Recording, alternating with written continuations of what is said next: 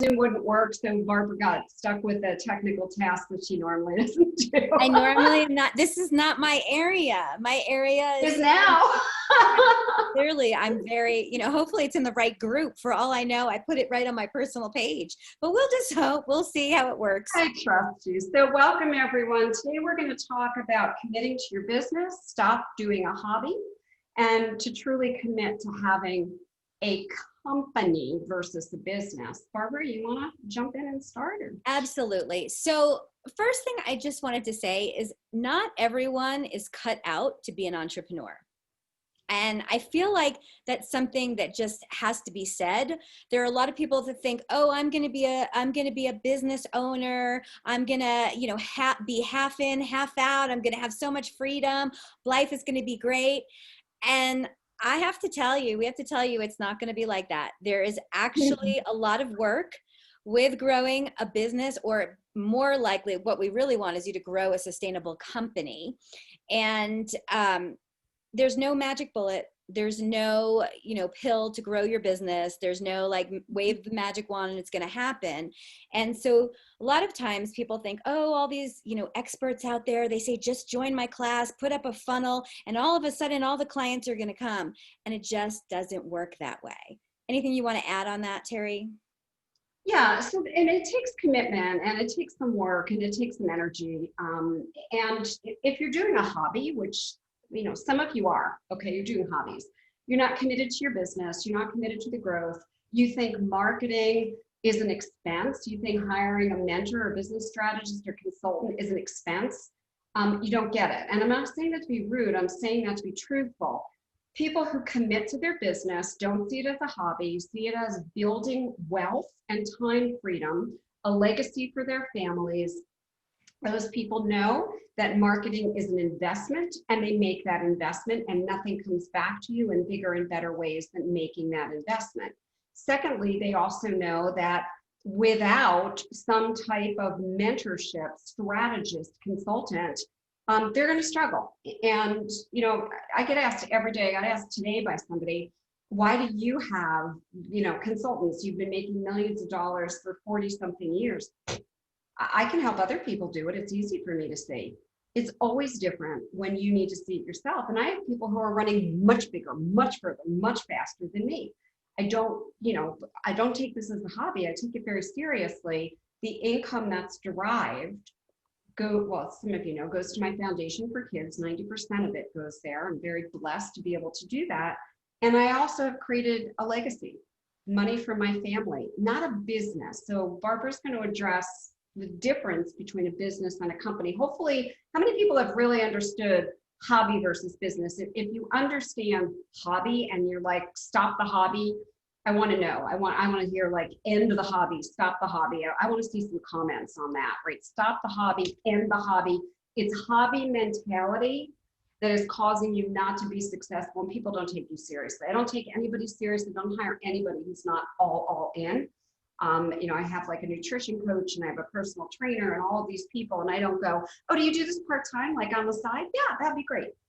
I go with people who are all in. Okay, so we'll do business versus company now that I think we got hobby in there. Okay, so we got hobby in there. So yeah, do down with the hobby, death to the hobby, whatever you want to put down there, no hobby, death to the hobby. So now we're going to just talk really briefly about what is the difference between a business and a company. A business is something that you're working in, kind of like an employee. You're the person. You can't take a vacation. You're the person. There's no automation. There's nothing in your company that can be sold. It's just literally you working, in the business all the time. A sustainable company is something where you have systems in place, you have structures in place. It's something that you can sell. It's something like Terry mentioned that, you can leave as a legacy. It's not you doing everything, and it will operate without you there. So you really need to build a company. You need to have all of the systems and structures in place. So if you wanted to take a vacation for 6 months, you'd still have income coming in, and it wouldn't just go to crap. Anything you want to add on that? Yeah, definitely. Thank you for that. So I'm always very transparent. I tell on myself. So my very first business, I was a speech language pathologist. I started my own clinic, and the only thing that I saw was that, well, Terry will go to work every day. Terry will work with patients, and every time she sees a patient, Terry will get paid. And that got really old really fast because I realized I couldn't ever expand. I couldn't make more money. There's only a going rate. Insurance only paid a certain amount. The day I decided to turn that into a company, everything changed. I went and I replaced myself. I hired other speech language pathologists, and frankly, they were better than me. Being very transparent wasn't my thing. I hired physical therapists, I hired occupational therapists, and all of a sudden, we had a clinic that was comprehensive. It served everybody. It wasn't just a speech clinic anymore, which is how I started it. And somebody came and they bought it. I wasn't even looking to sell it. If it was me trading time for money, nobody would have bought it. I had standard operating procedures. I had systems. I had a well-oiled machine. So when I sold it, my 2 receptionists stayed, my medical billing person stayed, everyone remained employed. The guy who bought it wasn't even a speech pathologist, didn't need to be. It all ran by itself. When I started every other company after that, I didn't go into it going, oh, I'm going to start a little business and I'll just do this one-to-one and, it's all me. Let's put your ego somewhere. Joel Bauer, one of our friends, always says, your ego is not your amigo. I could not freaking agree more. It's one of my favorite Joel Bauer quotes ever. I repeat it a lot. Get your ego out of it. Don't be like, well, I'm the one that has to do the work. I'm the nutritional consultant, or who cares? And by the way, there's other people who can do what you do. I know I'm maybe insulting you. You may think nobody does it the way I do it. You're never going to grow wealth. You're never going to grow a company. You are going to be a solopreneur who trades time for money. And by the way, that's the definition of a job. It's what a job is. Yep. You trade time for money. So I'm guessing that you left a job because you wanted to start something that was yours. I wrote a book many years ago with Stephen Covey, and he talked about, and you've probably heard Stephen Covey say this if you ever followed him, start with the end in mind. It's the best advice I ever heard, and most people start a business and they don't start with the end in mind. They go, oh, I'm really passionate about helping people discover their dreams, or I'm psychic and I'm really good at the whatever it is. And then they get into their passion and they want to do their like passion thing. And that's all they really want to do. And I'll say, just forget it. That's a hobby. Forget it. Don't even bother. The thing is, if you jump in that way and you're just trading time for money and trading time for money, you have no asset. You have no end in mind. I have an end in mind. Okay. I love what I do. I don't plan to retire today, tomorrow, 10 years from now. My husband and I both love what we do. We plan to be active in what we do. We don't understand the word retirement. Why would you stop doing something you love? However, I have an asset that doesn't need me. I could step away from entrepreneur and I could go, Barbara, you want to be the chief entrepreneur? Trust me, she could be it in a heartbeat. I'm replaceable. I'm duplicatable. I have many others along with Barbara that are proteges, master certified in my processes. They could step right in a heartbeat. If I drop dead in 5 minutes, they could be doing what I do. Entrepreneur would stay.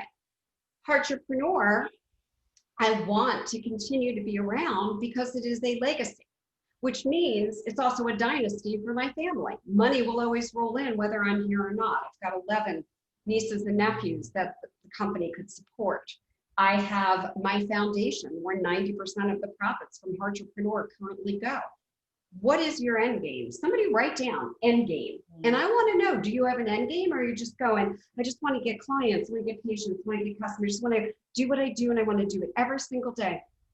Then I'm just going to tell you point blank, and don't mean to be rude. I mean to be honest, and I will be. That is not a company. It is somebody trading time for dollars. You'll never make a lot of money consistently, and you have no end game. And good luck, because most people in not just the United States, the world, never can even afford to retire. It's just never going to happen. So what's your end game? Sorry, Barb, I got kind of testy. No, on that one. I mean, but it's true. And, working with you over the past couple of years, I've realized that it's so important because if your mindset isn't there and you're not thinking of the future, or thinking of the end in mind, you know, just like Stephen Covey, it was Stephen Covey is what you said? Yeah, Stephen Just Covey. for the Yeah, end in mind. I'm like, who was that? I don't read. I was like, I'm just, did that just come to me? I, I think it's critical. Even, you know, even with your business today, right? Like we're doing a strategic planning session, which we're inviting you to. Actually, it's on December 11th, I believe. No, December, what is it? December 10th. I always I get the don't make date. them open. You look. It's on a Thursday. It's on Yeah, a hang Thursday. on. I think it's the 10th. Yeah, it's the I'll look 10th. We're doing lives till the 9th. It's on the 10th from 1 to 4 Eastern time. And even with that, like we're getting you to think for the year, like how much money do you want to make? You know, I said this the other day, you know, if you want to make $1 million in the year, it's 83. Oh my God, my mind. We're This both is a tired. day We've both sucks been for working me, since right? 6 a.m. 83 a month is $1 million. And so if you're doing what Terry was talking about, you know, trading time for dollars and all that, you're not going to get there. So you really have to think about what is the end game? How are you going to get there? And I always say reverse engineer your vision. And so even, you know, we've done some things like with backwards planning, which I think is super important. You know, think, okay, well, I want to leave a multi-million-dollar company that does this, that, and the other. Okay, so what do you need to do before that? What do you need to do before that? And just start really being intentional and start doing the plan. So we're doing a strategic planning session on December 10th from 1 to 4. If you're interested in coming and starting to really plan out at least 2021, we don't have to go to the final vision right now. Although if you have it, that would definitely be good to put on your plan as well. Put SP, I think is what we said, for strategic plan. SP, and I'll drop the link in there below, because that's something that you really need to start thinking about now, especially for next year. If you don't have a plan for next year, you're way behind the curve. So I think that's really important. Let's talk about what does it mean to fully commit to your business. You know, there are some shifts that you really need to make mentally to have, and I say business, I mean company, you know, to fully commit to your company. There's some shifts you really need to make. One is what we just talked about, thinking of it as a company, not a business. And that is so important. And so sometimes I get slipped up on the terms, and at the same time, you have to keep correcting yourself because you really are looking for a company that, like we talked about, that's an asset.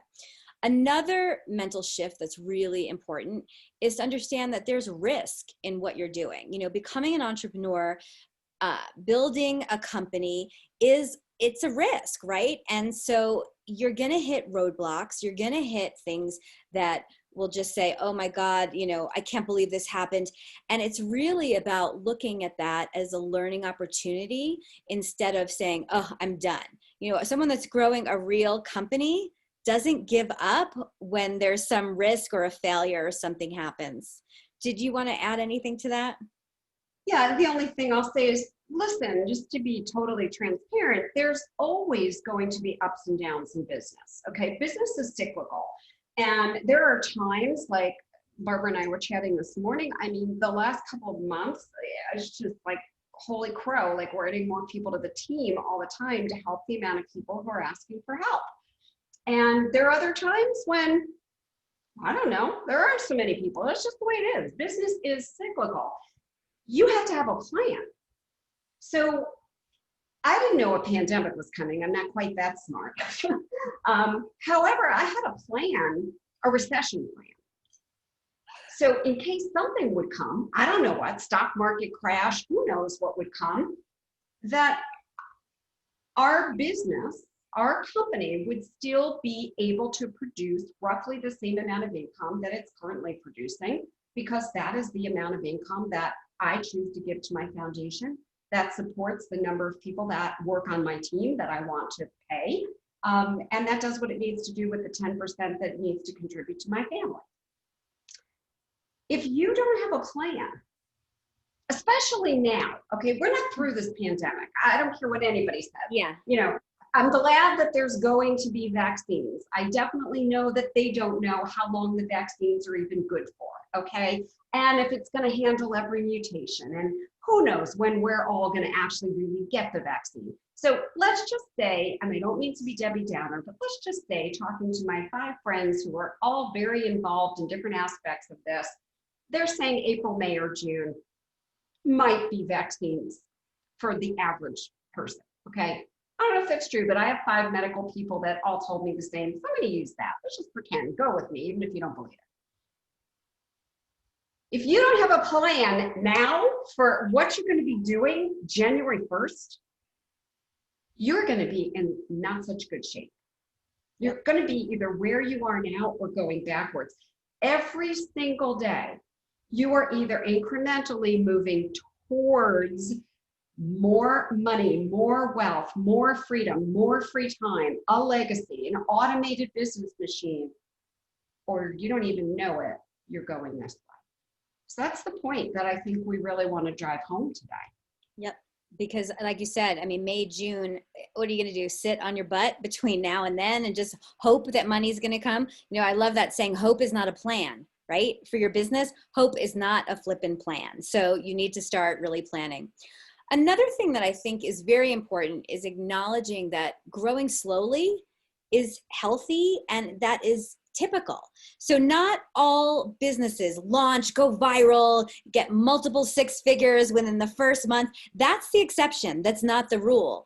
So yes, you know, it's exciting to build a business and it doesn't always happen really quickly. The income doesn't come really quickly. And many businesses can take 6 months, a year, or even several years to recoup their initial costs for starting their business. So I just want to put that out there because, you know, just because you hire the coach and you have the marketing and all of these things and you've invested money, it might take a little bit of time. So be patient and make that part of the plan. Not everyone is like running out the gate with, you know, high 6 figures the day they put their shingle out. Anything you want to add on that, Terry? That's just a really good point. So I'm going to tell a little story. I usually, as you know, teach by story. So when I started my first business, I had a master's degree in speech language pathology, which basically meant I knew nothing about anything but how to diagnose speech pathology problems. That is Right. all. I didn't know a thing about business, sales, or marketing, and neither of my parents had their own businesses. Like I didn't know anything. So I guess I did think, you know, I'm just going to put out a sign, speech clinic, and I don't know. I think I really thought somehow people were going to come. Well, after 3 weeks of having expenses and overhead and an office and a receptionist, I went, shit, this ain't going to work. So I looked around and I thought, what do I do? Like, I don't know how to market. I don't know how to do any of this. So being very transparent, it was extremely hard work. The good news is, once I got that off the ground, I took a lot of notes on what I did and I went, I don't know, maybe this is replicatable or duplicatable. Now, I have no idea someone's going to come in and buy my business. That wasn't my game plan. I didn't have an end in mind, being transparent. Somebody comes in, they buy my business. Okay, now I don't have a business. I want to start another business. This time, I knew what I had to do. And I'm telling you transparently, it took time, money, and energy. And I committed to 2 things. 1, dollars to marketing. Mm-hmm. And 2, I went and got a mentor. And back in that day, I hired Zig Ziglar, okay? I still think he's Big Z. He's the greatest mentor on the planet, okay? I still quote him. I still listen to his stuff. And I will tell you that I had no money. I had to get a small business loan to do that. I just knew that if I didn't invest, I was going to probably have something that failed. And because I did that, I grew that company with my husband. We grew that together at about 12 million bucks. Now I tell a story further down the road, company much further down the road. I started with 2 gentlemen. We took it from 0 to 88 million in 4 months. That's it. Very transparent. What? That's it. I was going to say, and I'm going to say for all of you listening, again, that is not typical. So that's that's the exception, not the rule. Yeah, and that's what I want to say. I want to make a point of this. Yeah. That was the right business in the right place at the right time with 3 people who worked, and I'm not exaggerating, over 80 hours a week each, nonstop, 7 days a week. My commitment was, I want to grow this thing big, I want to grow it fast, and I want out. And that's what I did. I walked away. Listen, you don't keep all $88 million. When people hear that, they go, oh my God. First of all, it's divided by 3. Second of all, we had huge startup and overhead costs. So I walked away with a couple of $1 million, okay? That is not how most companies get built. That is not. So I'm telling you very honestly, it takes slow and steady wins the race. As a master's certified guerrilla marketing trainer and coach, one of the things I learned from J. Conrad Levinson when I wrote 2 books with him and when I trained under him was this. You deploy marketing weapons with a big S. Not one weapon. You got a bunch of things going off at once. Why? Some are going to work really well and some are going to be rockets that are duds. However, you stay the course. Mm-hmm. You don't go, well, I'm trying this. That's not working so well. Let me try this. Oh, you know what? Today, I'm going to start a program for people who want to do emotional clearing. Oh, I didn't get enough people in that. You know what? I'm going to be a LinkedIn expert. Oh, that didn't work very well. You know what? I'm going to teach people Instagram. You stay the course. That's the point I want to make. No, you're probably not going to do 88 million in 4 months. And you probably don't want to because it was crazy. However, every single day, your numbers should be going up. And if they're not, look at your numbers today and go, were they more? Did I make more money today than yesterday? If you're just starting, did I have more leads today than yesterday? If the answers to any of this are no, I'll say this lovingly, get your ass to our strategic planning session. That was the best. Like, I didn't think you were going to curse at all on the live. And before you said the word crow, and I'm like, who says that? And now look at you yelling at people to come to the strategic plan. Yeah, you said it with love. I think it's pretty powerful. So some of the other things I heard besides get your ass to the strategic planning meeting, meaning drop SP below if you want the link, and I'll get that to you later. The other things I heard is one focus, one goal, and I heard be consistent. You know, those were the things that, you know, you can't just try one thing and then say, oh, that's not working, I'm going to go over here, or I'm going to start, you know, and all of that. And those are really, really important.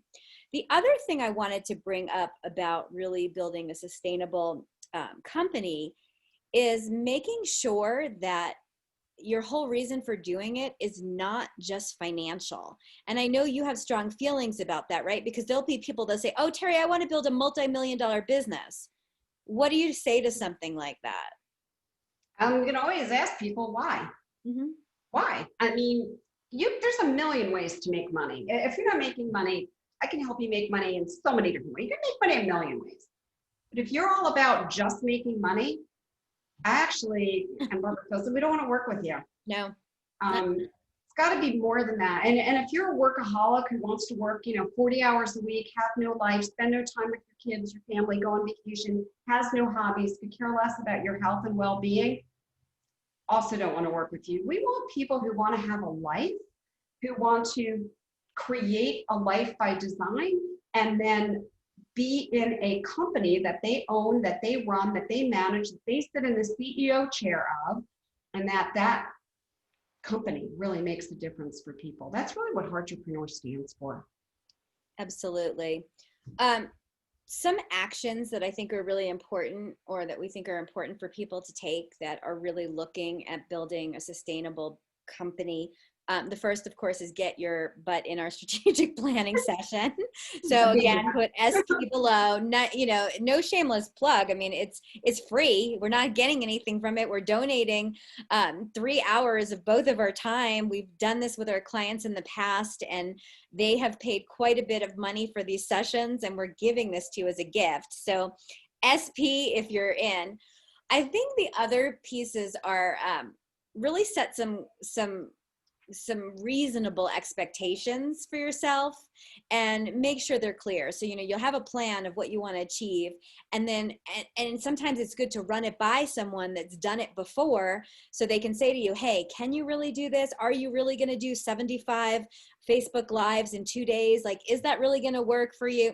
And so having something that's reasonable and that's clear and that's not overtaxing you is something that's really important. Did you want to add anything on that?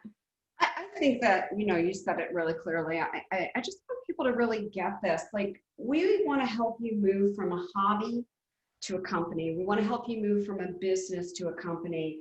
We want you to have the kind of amazing lives and freedom and free time that we have, and the wealth and the income that you desire, and to make a difference for your clients, your customers, your patients. That's what we want. And we know, and that's why we're giving you, we're donating 3 hours, each of us. You're getting 3 hours of each of our time together. We're donating it to you, because if you don't have a strategic plan, you're not going anywhere. The other thing I wanted to add on there is find a mentor, find someone who's a coach. I know Terry mentioned it before, we'll be that for you at that strategic planning meeting. What I really hate to see is when folks get, and I know this, you probably have feelings about this, when folks find accountability partners that are in the same place or worse than they are. So I just want to encourage you, hire someone, invest the time, money, and energy you need to really commit to your business. Because if you are asking people that are not successful in their own businesses how to do things, you're going to be like, I don't know what the right word is, up Schitt's Creek, I guess, without a paddle, because I have seen so many people say, oh, let's be accountability partners for each other. And if your accountability partner is making less money than you, or not even, not even like $100 more than you, time to get rid of your accountability partner and find someone that's actually walked that path before, that can hold your hand, that can nurture you, that can support you, and that can push you when you need to be pushed. I think that's one of the most important things. I tried to grow a business for so many years, and I did it by trial and error, and it was spray and pray, as we'll talk about later on, and in one of our other lives. But it really is about like throwing spaghetti against the wall, just hoping something would stick. And on the outside, it looked great, but behind the scenes, it was a disaster. And I was too proud, too smart, whatever it was. I didn't want to ask for help. And then in my 40s, I know you all thought I was only 22, but in my 40s, I realized that I needed some support. And so I found the best mentor. She's above me. I don't know if it's above in Facebook Live or if we're side by side, but it's that person, because she's done it before. And I invested the time, money, and energy. And yeah, sometimes it is scary when you're starting a business and you have to make investments that you weren't planning on making and all of these things. And I would do it all over again, a million times over, because the return on my investment was amazing. And I really want you to realize that it does take money to grow your business. So I know I said a couple of things there. I said money, I said mentor, I said get rid of those crappy accountability partners, but all of those things are really important to go into a sustainable company. Did you want to add anything there? Yeah, first, I just want to say that I'm really glad that you mentioned this, because I don't remember which mentor taught me this. I've had a lot of mentors over the years, but I had a mentor that said to me, it might have been Jay Abraham, if you're not willing to put 20% of you've heard me say this, I believe, of every dollar that you make right back into your business, you don't touch it, you don't use it, you pretend you don't have it, it goes right back into your business for either marketing, or you're not willing to initially invest in mentorship, consultants, strategists that are running faster than you. It was Jay Abraham. He said, don't start a business. And we weren't even talking about a company. We're talking about a business. He said, don't even start. I, not knowing what I know now, I hired Zig Ziglar, and I've, over the last 43 years, don't tell Mark, I've spent close to $2 million on mentors, courses, trainings. That's it. That's it. Barbara knows I just spent a very huge amount of money, and I'm going through a course that's, honest to God, it was easier to get my PhD, which wasn't easy. It's really hard. I'm a continuous learner, and I invest in myself and in my company. We put 20% of every dime into marketing. Okay, every time, even when we're too busy, we can't take people, always be marketing. It's an expression I say a lot. The other thing that we do in addition to that is we make absolutely sure that we always have mentors, strategists, and consultants. Always. Like, I wouldn't go a day without one. I have them in my life, I have them in my relationship, and I have them in my business. So if you don't have that, I just really feel like you're missing something. I'm just being very honest. You're really missing something, and it's something that you need. And I don't care, if you hire us or you work with somebody else, well, hire us. I know, but I I was really going to say, what do you mean you don't care? I care. yeah. Put in there, I care. Put down there, I care.